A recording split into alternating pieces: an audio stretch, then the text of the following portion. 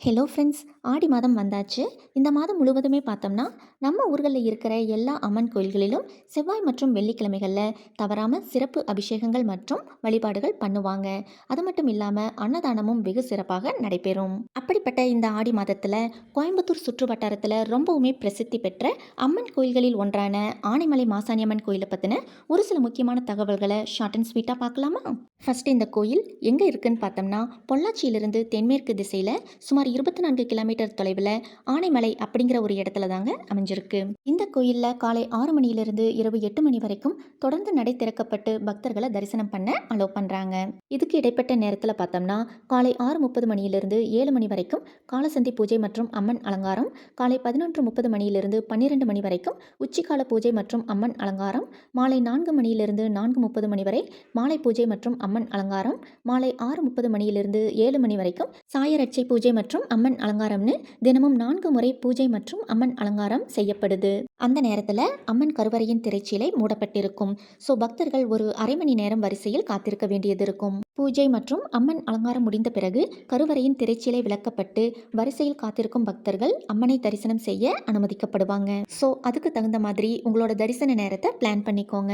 இங்க வர பக்தர்கள் முக்கியமா 2 விதமான பிரார்த்தனைகள் செய்யறத நம்மளால பார்க்க முடியுது. ஒன்று, மிளகாய் அரைத்து பூசுதல்.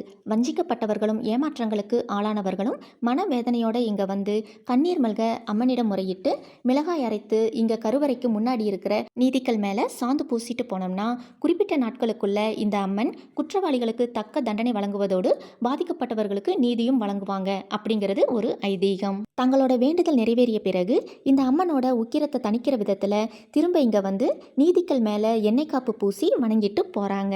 இன்னொன்னு, வேண்டுதல் சீட்டு. இங்க கிடைக்கிற வேண்டுதல் சீட்டை வாங்கி தங்களோட வேண்டுதலை எழுதி அம்மனை மனமுருகி வேண்டி இங்க இருக்கிற உண்டியல்ல போட்டுட்டு போறாங்க. இந்த மாதிரி செய்யும்போது தங்களோட நியாயமான வேண்டுதல்களை இந்த அம்மன் சீக்கிரமே நிறைவேற்றி தருவாங்க அப்படிங்கிறது ஒரு ஐதீகம். தங்களோட வேண்டுதல் நிறைவேறிய பிறகு திரும்ப இங்க வந்து பொங்கல் வச்சு அம்மனை வழிபட்டுட்டு போறாங்க. இந்த மாசாணி அம்மனுக்குனே ஒரு தனிச்சிறப்பு இருக்கு. அது என்னன்னு பார்த்தோம்னா, பொதுவாகவே எல்லா அம்மன் கோயில்லையுமே அம்மனை நின்ற நிலையில் அல்லது அமர்ந்த நிலையில தான் அருள் பாலிக்கிறத நாம பார்த்துருப்போம். பட் இங்க பார்த்தோம்னா கிட்டத்தட்ட 17 அடி நீளத்துல தெக்க தலை வச்சு வடக்க கால் நீட்டி சயன கோலத்துல, அதாவது படுத்திருக்கும் கோலத்துல இந்த மாசாணி அம்மன் நமக்கு அருள் பாலிக்கிறாங்க. அப்புறம் இங்க இன்னொரு சிறப்பான விஷயம், அன்னதானம். இங்க நாள் முழுவதும் அன்னதானம் அப்படிங்கிற திட்டத்துல காலை 9 மணிலிருந்து இரவு 7 மணி வரைக்கும் தொடர்ந்து 1 மணி நேரத்துக்கு ஒரு பந்தின்னு சுட சுட பச்சரிசி சாதத்தோட ஒரு பொரியல், சாம்பார், ரசம், மோர்னு பரிமாறப்படுது. அது மட்டும் இல்லாம அம்மன் தரிசனம் முடிச்சுட்டு வெளியில வர இடத்துலயே பார்த்தோம்னா சுவையான புளிசாதமும் பிரசாதமா கொடுக்கறாங்க. குழந்தைகளோட வந்திருந்தோம்னா அவங்களுக்கு தேவையான பாலையும் அங்கேயே கொடுக்கறாங்க, அதுவும் சில்வர் டம்ளர்ல. இந்த கோயில் சுமார் 2000 ஆண்டுகள் பழமை வாய்ந்ததுன்னு சொல்றாங்க. இப்படிப்பட்ட பழமையும் சக்தியும் வாய்ந்த இந்த கோயிலுக்கு பஸ்ஸில் நாம் போகணும் அப்படின்னா பொள்ளாச்சி நியூ பஸ் ஸ்டாண்ட்லேருந்து கிட்டத்தட்ட 10 நிமிஷத்துக்கு ஒரு பஸ் இந்த கோயிலுக்கு போக வர இருக்குன்னு சொல்கிறாங்க. இந்த பஸ் ஸ்டாண்ட்லேருந்து பஸ் வெளியில் வர இடத்துல பார்த்தோம்னா பஸ் டைமிங் சார்ட்டும் வச்சுருக்காங்க. ஸோ வேணும்னா அதில் கூட நாம் பஸ் டைமிங்ஸ் செக் பண்ணிக்கலாம். மாசாணி அம்மன் கோயில் பஸ் ஸ்டாப்பில் இறங்கி ஒரு 200 அடி தூரத்தில் கோயிலை நாம் ரீச் பண்ணிடலாம். நம்மளோட பூஜை மற்றும் வேண்டுதலுக்கு தேவையான எல்லா விதமான பொருட்களும் இந்த கோயிலை சுற்றியுள்ள கடைகள்லேயே நமக்கு கிடைக்குது.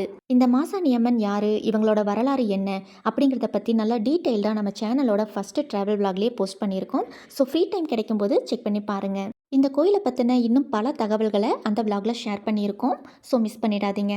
நாங்கள் ரொம்ப நாளாக எதிர்பார்த்துட்டு இருந்த ஒரு விஷயம் கொஞ்சம் கூட எதிர்பார்க்காத நேரத்தில் நடந்தது, அதுவும் இந்த கோயில் வாசலில். அதுதான் நம்மளோட அடுத்த விளாகும் கூட.